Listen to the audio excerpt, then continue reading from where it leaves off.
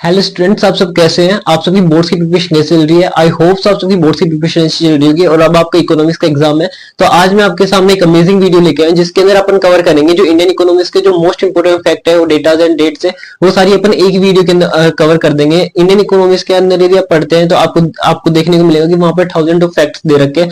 आपको वो सारे फैक्ट्स याद नहीं करने, बट कुछ इंपोर्टेंट फैक्ट्स हैं जो कि आपको याद करने इंपोर्टेंट रहते हैं। तो इस एक वीडियो के अलावा इसमें जितने भी आपके पास में फैक्ट्स हैं वो सारे मैंने इस वीडियो में कवर करे। इसके अलावा आपको किसी भी वीडियो को देखने की जरूरत नहीं है, और इसके अलावा कोई भी फैक्ट याद करने की जरूरत है। जितने भी फैक्ट्स आएंगे आपके एग्जाम से रिलेटेड 99% है ना, इसी के अंदर से आपके सारे फैक्ट्स आ जाएंगे। और एक मेरी पर्सनल एडवाइस ये रहेगी कि जब भी आपका एग्जाम रहे तो आप इस वीडियो को है ना 2x की स्पीड में लगा के देख के जा सकते हैं, जिससे कि आपको फैक्ट से रिलेटेड जो क्वेश्चन है वो गलत ना हो। तो अपन स्टार्ट करते हैं। प्लानिंग कमीशन कब सेटअप हुआ था? 1950 के अंदर हुआ था। क्यों हुआ था ये आपको पता है ना? इंडिया की इंडिपेंडेंस के बाद में हमें ग्रोथ एंड डेवलपमेंट चाहिए था, तो उसके लिए हमारी गवर्नमेंट ने एक है ना डिपार्टमेंट बनाया था, उसका नाम था प्लानिंग कमीशन। और प्लानिंग कमीशन कब बना था? 1950 के अंदर बना था। ठीक है, 1950 के अंदर बना था। और उस टाइम पे कौन चेयरमैन थे उसके? उस टाइम पे प्राइम मिनिस्टर थे। और उस टाइम पे प्राइम मिनिस्टर कौन थे? पंडित जवाहरलाल नेहरू। ठीक है, नेक्स्ट अपना फैक्ट आता है कौन सा? Planning commission. जो प्लानिंग कमीशन बना था उसको फिर बाद में कुछ टाइम पहले क्या रिप्लेस कर दिया गया? किससे रिप्लेस कर दिया गया है? नीति आयोग से। उसकी जगह दूसरा डिपार्टमेंट कर दिया। कौन सा? नीति आयोग। ठीक है, किसने किया था? अपने जो नरेंद्र मोदी जी जो प्राइम मिनिस्टर है उन्होंने किया था। और कब किया था? 26 जनवरी 2015 में किया था। ठीक है, नेक्स्ट आता है अपना प्लान हॉलीडे। इंडिया के अंदर प्लान हॉलीडे कौन से टाइम ड्यूरेशन को कहा जाता है? देखो, अपनी इंडिपेंडेंस के बाद में प्लानिंग कमीशन सेटअप हुआ ग्रोथ एंड डेवलपमेंट के लिए। उन्होंने क्या किया? 5 ईयर प्लान 5 ईयर जो प्लान थे उनको लॉन्च किया। ठीक है, 5 ईयर प्लान का मतलब क्या था कि हम 5 साल क्या एक पर्टिकुलर फील्ड के अंदर डेवलप करेंगे, पर्टिकुलर सेक्टर के अंदर डेवलप करेंगे, जिससे क्या होगा कि हर एक एक सेक्टर है ना एक पर्टिकुलर टाइम के बाद में डेवलप हो जाएगा, तो उससे हमारी ओवरऑल इकोनॉमी डेवलप हो जाएगी। ठीक है, अब क्या हुआ? 5 ईयर प्लान स्टार्ट कब हुआ? 1951 से। ठीक है, तो फर्स्ट 5 ईयर प्लान कंप्लीट कब होगा? 1956 में। और 56 के बाद में सेकंड 5 ईयर प्लान स्टार्ट होगा, वो कब खत्म होगा? 1961 में। और थर्ड 5 ईयर प्लान कब खत्म होगा? फिर 1966 में। बट थर्ड 5 ईयर प्लान के बाद में क्या हुआ? कुछ ऐसे पॉलिटिकल रीजंस हुए जिसके कारण हम 5 ईयर प्लान को कंटिन्यू नहीं कर पाए। अब कंटिन्यू नहीं कर पाए तो इससे क्या हुआ कि 3 साल गैप लग गया था। अब उसी 3 साल को क्या कहा जाता है? Plan holiday. ठीक है, तो प्लान हॉलीडे रहेगा जो टाइम ड्यूरेशन है वो क्या रहता है? थर्ड 5 ईयर प्लान के बाद के 3 साल। ठीक है, तो 1 अप्रैल 1966 से लेकर 31 मार्च 1969 तक ये है ना जो प्लान हॉलीडे है उसका टाइम ड्यूरेशन रहता है। ठीक है, इंडिया के अंदर जो आर्किटेक्ट ऑफ इंडियन प्लानिंग किसे कहा जाता है? जब 5 ईयर्स प्लान बन रहे थे तो उसके अंदर जो मोस्ट इंपोर्टेंट जो रोल था वो किनका था? तो वो था पीसी महालनोबिस, प्रशांत चंद्र महालनोबिस। ठीक है, और इनका जो मेजर कंट्रीब्यूशन था वो किसके अंदर था? वो इनका जो मेजर कंट्रीब्यूशन था वो जो सेकंड 5 ईयर प्लान के अंदर था। किसके अंदर था?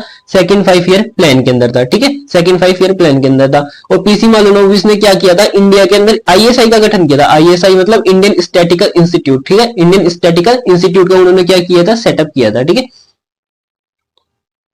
अब इंडिपेंडेंस के टाइम पे कुछ डेटास दे रखे हैं हमारे को कि हमारी जब इंडिया की जो इंडिपेंडेंस हुई थी, ठीक है, इंडिया की इंडिपेंडेंस हुई थी, तब हमारी बर्थ रेट क्या थी? हमारी बर्थ रेट क्या थी? तो बर्थ रेट हमारी थी 48 पर 1000। ठीक है, डेथ रेट क्या थी हमारी उस टाइम पे?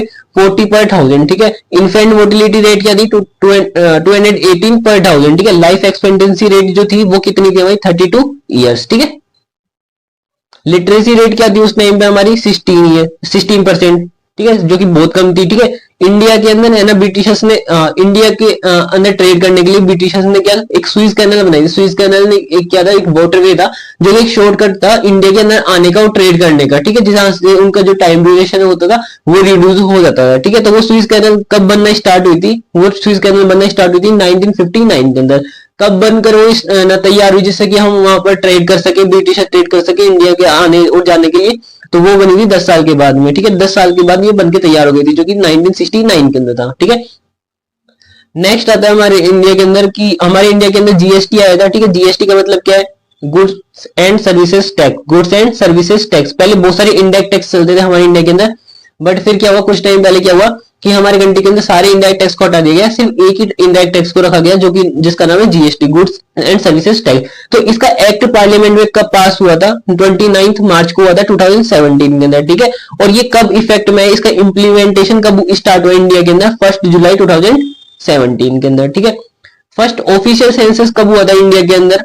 ठीक है, तो वैसे है ना सेंसस तो हमारे बहुत सारे कैलकुलेट हुए थे बहुत पहले भी, बट जो ऑफिशियल सेंसस किसको हम मानते हैं जो कि फर्स्ट टाइम कब हुआ था? 1881 के अंदर हुआ था। ठीक है, ईयर ऑफ ग्रेट डिवाइड है ना, कौन सी ईयर को कहा जाता है, 1921 को कहा जाता है। क्यों? क्योंकि इसके अंदर क्या था, इंडिया सेकंड डेमोग्राफिक प्रोफाइल के अंदर एंटर कर गया था, जहां पे क्या थी कि जो बर्थ रेट थी इंडिया की वो तो इंक्रीज थी और इंक्रीज हो रही थी, और जहां पे जो डेथ रेट थी वो डिक्रीज हो गई थी। ठीक है, लास्ट 5 ईयर प्लान का जो कौन सा 5 ईयर प्लान था, 12th 5 ईयर प्लान था। क्यों? क्योंकि इसके बाद में नीति आयोग आ गया था, नीति आयोग आ गया तो प्लानिंग कमीशन ही क्या हो गया था, प्लानिंग कमीशन ही रिप्लेस हो गया था। अब प्लानिंग कमीशन ही रिप्लेस हो जाएगा तो 5 ईयर प्लान तो कैसे कंटिन्यू होंगे।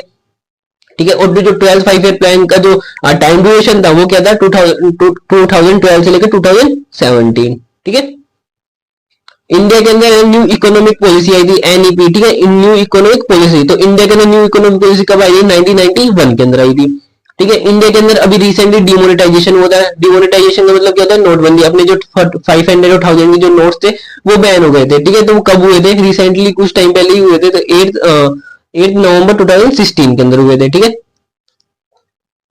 World trade organisation, WTO। ठीक है, वर्ल्ड ट्रेड ऑर्गेनाइजेशन ये कब बनी थी, ठीक है, ये कब बनी थी, 1 जनवरी 1995 के अंदर बनी थी। ठीक है, ये सारे फैक्ट्स आपको याद करने, इनके अलावा कोई फैक्ट आपको याद नहीं करे। ठीक है, कौन सा ऐसा 5 ईयर प्लान था जो कि है ना, कौन सा ऐसा 5 ईयर प्लान था जो कि ह्यूमन कैपिटल फॉर्मेशन पे को है ना फोकस करता था। तो 7th 5 ईयर प्लान था जो कि किस पर फोकस करता था, ह्यूमन कैपिटल फॉर्मेशन पे फोकस करता था। ठीक है,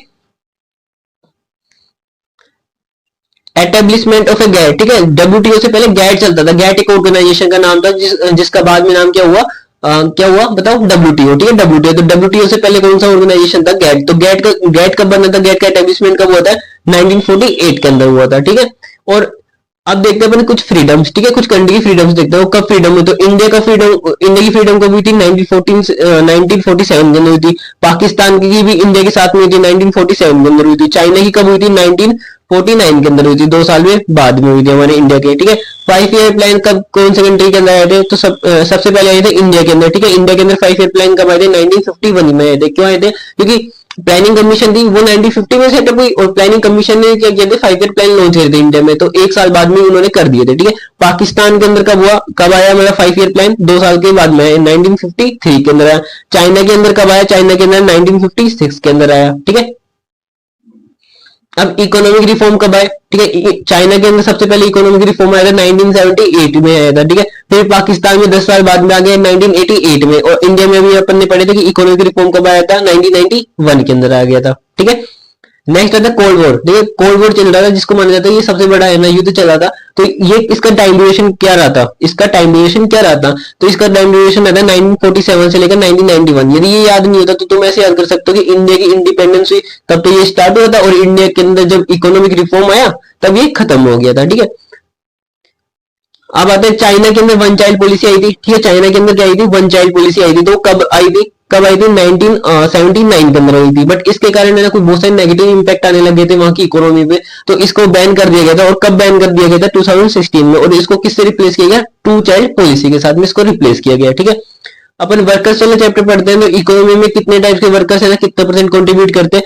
तो जो सेल्फ एम्प्लॉयड जो वर्कर्स होते हैं, जो सेल्फ एम्प्लॉयड वर्कर्स है वो कितने पाए जाते हैं इंडिया के अंदर, 52.2%, मतलब मोर देन हाफ। ठीक है, और जो हायर्ड वर्कर्स होते हैं जो दूसरों के लिए काम करते हैं वो कितने पाए जाते हैं, 25%। ठीक है, जो बच गए वो कौन है, कैजुअल वर्कर्स। तो कैजुअल वर्कर्स कितने इकोनॉमी में पाए जाते हैं, हमारी इंडियन इकोनॉमी में 22.8।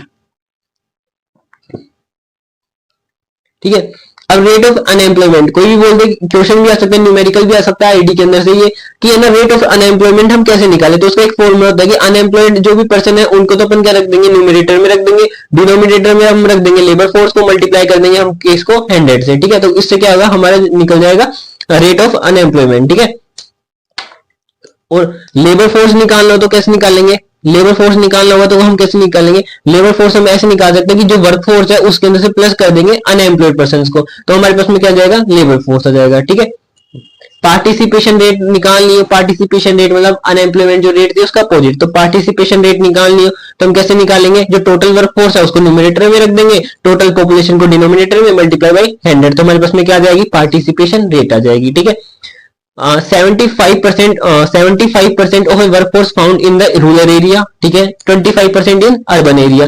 जितनी भी हमारे जो वर्कफोर्स पाया जाता है इंडिया के अंदर, जिसमें 75% तो जो वर्कफोर्स होता है वो कहाँ पाया जाता है, रूरल एरिया के अंदर पाया जाता है, और 25% कहाँ पर पाया जाता है, अर्बन एरिया के अंदर पाया जाता है, ठीक है। अब ये देखते हैं कौन से सेक्टर के अंदर कितना परसेंट एम्प्लॉयमेंट है, ठीक है। तो प्राइमरी सेक्टर है, प्राइमरी सेक्टर में कितना परसेंट एम्प्लॉयमेंट है, 44.6%, जो कि सबसे ज्यादा है, ठीक है। सेकेंडरी सेक्टर के अंदर सेकेंडरी सेक्टर के अंदर कितना पाया जाता है, 24.4% पाया जाता है एम्प्लॉयमेंट। टर्शरी सेक्टर के अंदर कितना पाया जाता है, टर्शरी सेक्टर के अंदर पाया जाता है 31%। तो सबसे ज्यादा किसमें पाया जाता है, प्राइमरी सेक्टर में, ठीक है, उसके बाद में टर्शरी सेक्टर में, और उसके बाद में सेकेंडरी सेक्टर में, ठीक है।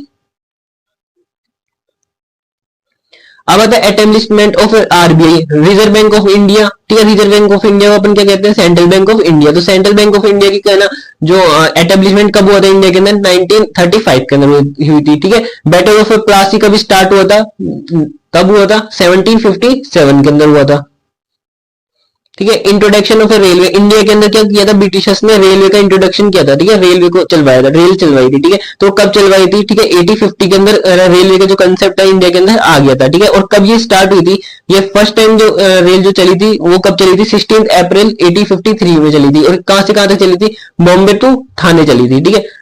टिस्को, टिस्को का बना था, टिस्को मतलब Tata iron and steel company, ये इसकी स्थापना कब हुई थी, 1907 के अंदर हुई थी, ठीक है। First industrial resolution in India, IPR, IPR कब आया था, फर्स्ट इंडस्ट्रियल रिजोल्यूशन तो वो कब आया था, हमारा ये आया था 1948 के अंदर आया था, ठीक है। फर्स्ट 5 ईयर का जो टाइम ड्यूरेशन था वो क्या था, तो 5 ईयर प्लान कौन लेके आया था, प्लानिंग कमीशन। तो प्लानिंग कमीशन जो एस्टेब्लिशमेंट हुआ था वो कब हुआ था, 1950, और एक साल बाद ही 5 ईयर प्लान आ गए थे। तो कब हुआ था, 1 अप्रैल 1951 से लेकर 5 साल आगे कर लो, 31 मार्च 1956 तक। तो ये फर्स्ट 5 ईयर प्लान का टाइम ड्यूरेशन था, ठीक है। हम है ना स्मॉल स्केल इंडस्ट्रीज भी पढ़ते हैं आईडी के अंदर। तो ऐसी कौन सी कमेटी थी जो कि है ना प्रमोट करी थी एसएसआई को, तो वो कमेटी का नाम था कार्वे कमेटी, ठीक है, कार्वे कमेटी। और कब प्रमोट किया था, ये 1955 के अंदर, ये जब ये एसएसआई का कंसेप्ट हमारे इंडिया के अंदर आया था, ठीक है। जो न्यू इकोनॉमिक पॉलिसी थी एनईपी जो इंडिया के अंदर आई थी, उसके अंदर कितने कंपोनेंट आए थे, 3 कंपोनेंट आए थे, ठीक है। लिबरलाइजेशन का कंसेप्ट आया था हमारे पास में, ठीक है, प्राइवेटाइजेशन आया था, और ग्लोबलाइजेशन जिसको अपन बोलते हैं एलपीजी, ठीक है। और ये कब आया था, 1991 के अंदर आया था, 24 जुलाई को आया था, ठीक है। Make in India project, make in India project India के अंदर कब आया था, सितंबर 2014 के अंदर आया था, ठीक है। तपस मंजूमदार कमेटी थी इंडिया के अंदर, ठीक है, वो कब है ना वो कब बनी थी, 1998 के अंदर बनी, जो कि एजुकेशन से रिलेटेड हमें बताते हैं कि कितना percent central government state government को ना एक्सपेंडिचर करना चाहिए एजुकेशन सेक्टर पे, ठीक है। नेक्स्ट आता है हमारा व्हाइट रिवोल्यूशन, ठीक है, व्हाइट रिवोल्यूशन, व्हाइट रिवोल्यूशन जिसका दूसरा नाम है ऑपरेशन फ्लड, ठीक है। ये कब आया था, 13 जनवरी 1970 के अंदर आया था इंडिया के अंदर। तो इंडिया के अंदर व्हाइट रिवोल्यूशन कब आया था, 13 जनवरी 1970 के अंदर आया था, ठीक है। नाबार्ड जो कि मोस्ट इंपोर्टेंट रहता है, ठीक है, नाबार्ड की फुल फॉर्म क्या है, national bank for agriculture and rural development, ठीक है। और ये कब बना था, ये कब इंडिया के अंदर एस्टेब्लिश हुआ था, 1982 के अंदर हुआ था, ठीक है।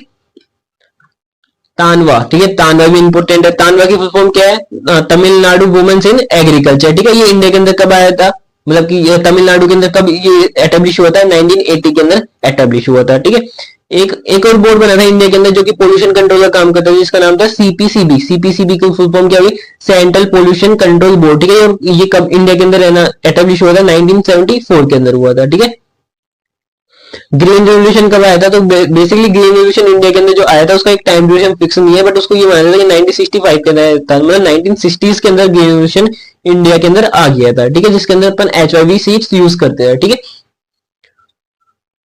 नेक्स्ट आता है हमारा स्मॉल स्केल इंडस्ट्री। तो स्मॉल स्केल जो इंडस्ट्री है उसका कंसेप्ट हमारे इंडिया के अंदर कब आया था, 1951 के अंदर आया था, ठीक है। आरटीई, ठीक है, right to education, right to education जो एक्ट था वो कब आया था हमारे इंडिया के अंदर, 2009 के अंदर आया था, ठीक है।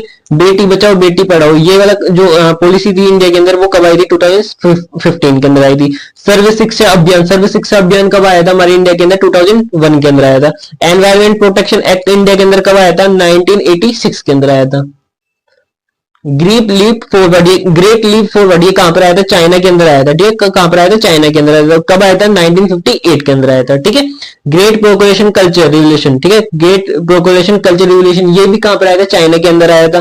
ठीक, कब आया था? 1956 के अंदर आया था। और इसको किसने इनिशिएट किया था? माओ जिदोंग ने इसको इनिशिएट किया था। ठीक है, एजुकेशन कमीशन हमारे को क्या रिकमेंडेड करती है कि जो भी total education commission recommended to spend at least 6% of the total GDP on education in India. ठीक है, इंडिया की जितनी भी जीडीपी है उसका एटलीस्ट 6% किस पर कॉन्ट्रीब्यूट होना चाहिए?